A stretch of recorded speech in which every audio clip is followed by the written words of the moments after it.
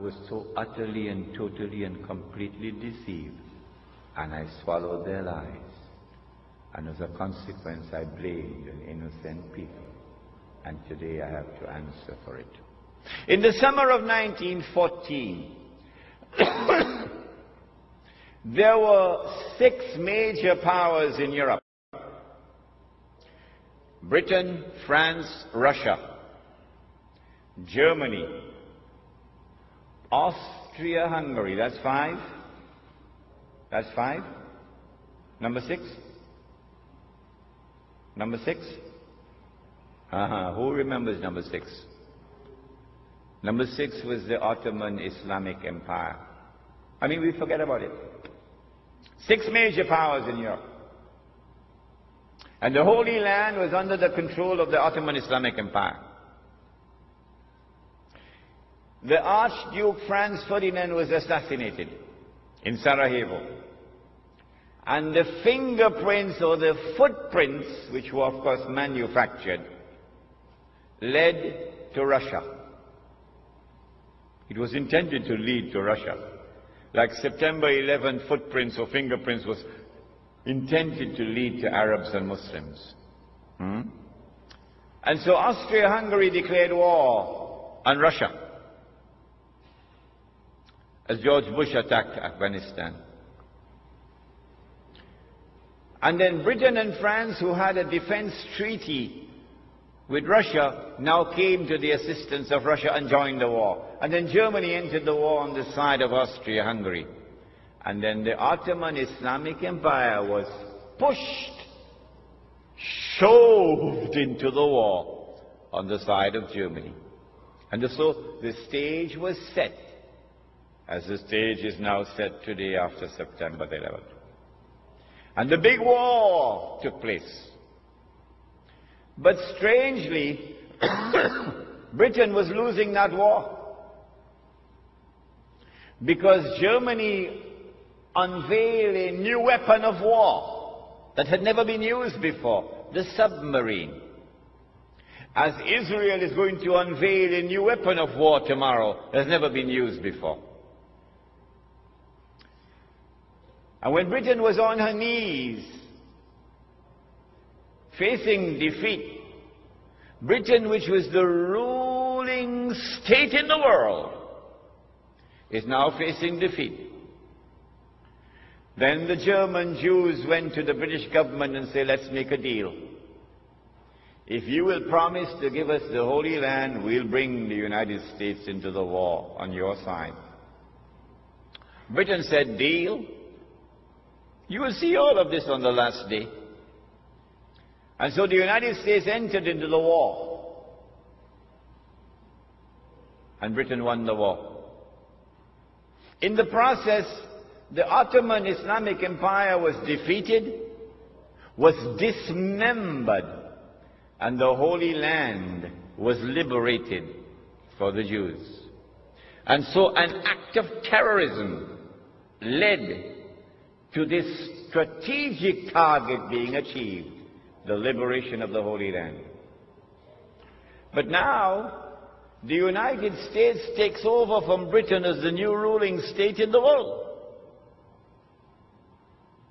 In the same way that Britain had a mysterious relationship with the Holy Land and with the Jews, the United States now has that mysterious relationship with the Holy Land and with the Jews.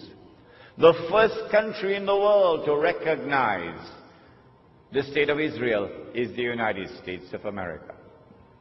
Is that by accident? No, not after today's lecture. You'll never think it's by accident. The United States presents, excuse me, presents the baby with everything that the baby needs to grow up to become not only a strong man but a superpower.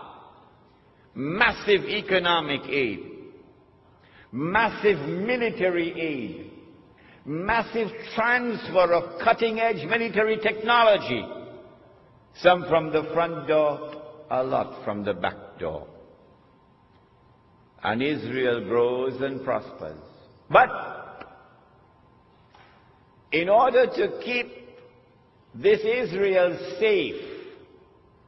safe, while it's growing, you had to create a new organization called the United Nations Organization.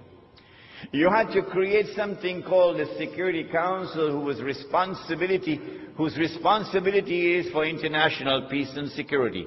And you had to give veto power to the United States in the Security Council. So that every time mankind came together to censure that Jewish state, the United States is there to cast a veto to protect the baby. It happened time and again, that the United States is protecting Israel. If there was any doubt that the United States has now taken over as the ruling state in the world, 1956 put an end to that.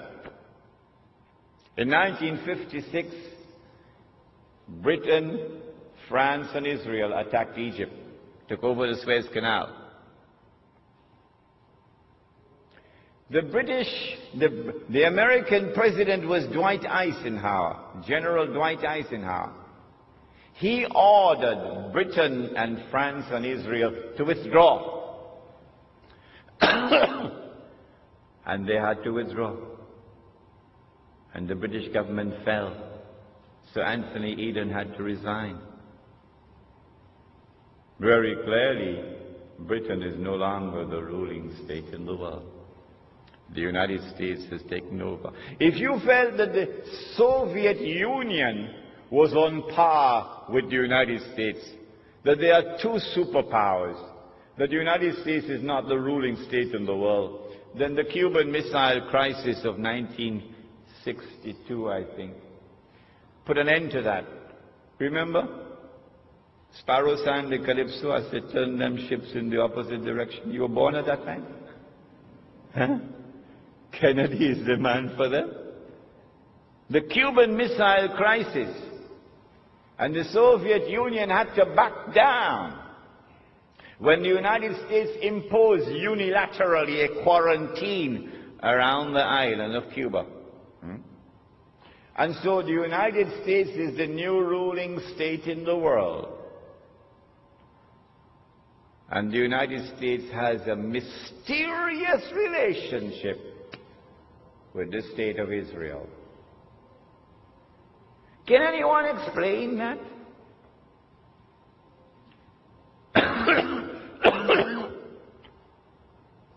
About 2 weeks before September the 11th, there was an international conference on racism and racial discrimination in South Africa, in Durban. The whole world came together, combined, to pass a resolution censuring Israel in that World Conference in Durban. Israel walked out of that conference. Guess who walked out with Israel? Colin Powell, the Jamaican. Yeah, who is supposed to be representing the black people of the United States of America. The black people of the United States of America invested heavily in that conference. For years they worked for it. And yet the United States of America walked out of the conference in solidarity with Israel. Can you explain? Do you have any means of political analysis, any tools of political analysis which can explain this mysterious relationship between the United States and the State of Israel? No, you cannot. No one can do it. None can explain except a man named Muhammad sallallahu alayhi wa sallam. What is the explanation? Dajjal has completed a day which is like a year, and he's now in a day which is like a month. Phase 2 of his mission. Brothers and sisters, I now come to the most important moment in this talk. I want to share with you my